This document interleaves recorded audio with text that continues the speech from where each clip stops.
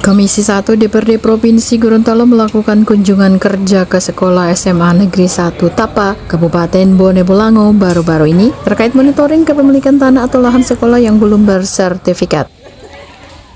Fikram Salilama selaku anggota Komisi 1 membenarkan jika masih banyak sekolah-sekolah yang belum memiliki sertifikat tersebar di beberapa wilayah di Provinsi Gorontalo. Dikatakannya, pengurusan sertifikat sekolah ini seharusnya menjadi tanggung jawab Dinas Pendidikan bekerja sama dengan Dinas PUPR dan jangan dibebankan kepada pihak sekolah yang harusnya berfokus pada aspek pendidikan. Jika hal ini dibebankan ke pihak sekolah, maka yang menjadi masalah utama adalah menyangkut anggarannya. Komisi 1 berharap masalah ini segera ditindaklanjuti oleh dinas-dinas terkait. Jangan sampai nantinya persoalan seperti ini akan dimanfaatkan oleh oknum-oknum yang tidak bertanggung jawab dalam hal ini mafia-mafia tanah. Ya, jadi tujuan Komisi 1 ini kan kita mengidentifikasi sertifikat kepemilikan dari sekolah masing-masing, seluruh sekolah SMA. Karena pada waktu itu saya termasuk di Pansus Aset Daerah. Banyak kita temukan sekolah-sekolah yang belum bersertifikat.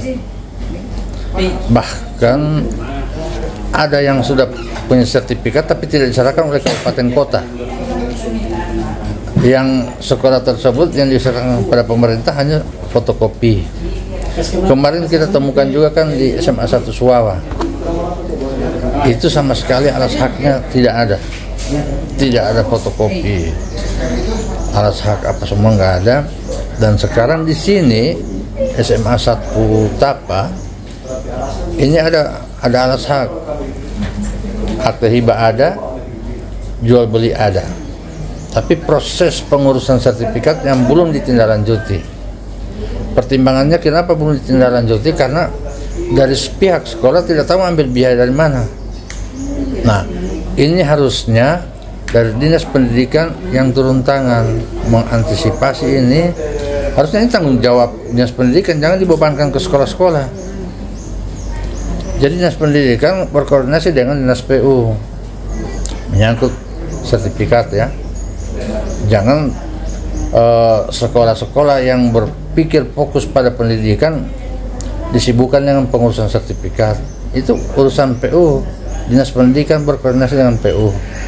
Apalagi di sekolah mengambil biaya dari mana? Mau pungut pada orang tua tidak mungkin. Tidak mungkin kan mau dipungut dari orang tua murid.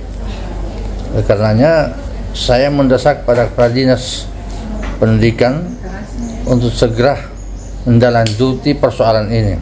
Jangan sampai bermunculan persoalan-persoalan yang seperti terjadi di SMA Bualemo. Sekarang ini mafia tanah terlalu banyak. Nah, ini harus diantisipasi duluan oleh pemerintah. Oke.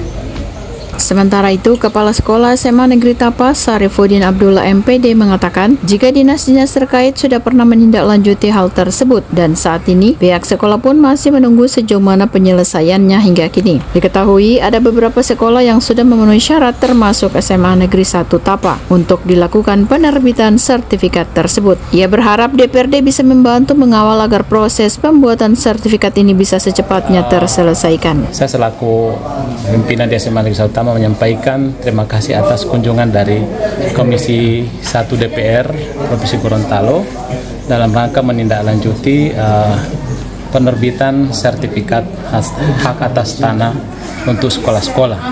Tapi sebelumnya saya sampaikan bahwa Dinas Pendidikan sebelumnya sudah menindaklanjuti ini bersama dengan pertanahan, tapi kami dari sekolah masih menunggu kelanjutan dari proses itu. Ya. Ditindaklanjuti itu kapan, Pak? Kami sudah pernah ada pertemuan di pertanahan oleh Dinas Pendidikan dan juga dari asisten 3 waktu itu, dan kami sudah dimintakan data. Ada dari 18 sekolah yang ada, kami sudah beberapa sekolah yang sudah memenuhi syarat, termasuk SMA Negeri 1 Tapa sudah memenuhi syarat untuk penerbitan sertifikat. Ya. Pak, apa yang menjadi harapan terkait pertemuan dengan Komisi 1 ini, Pak?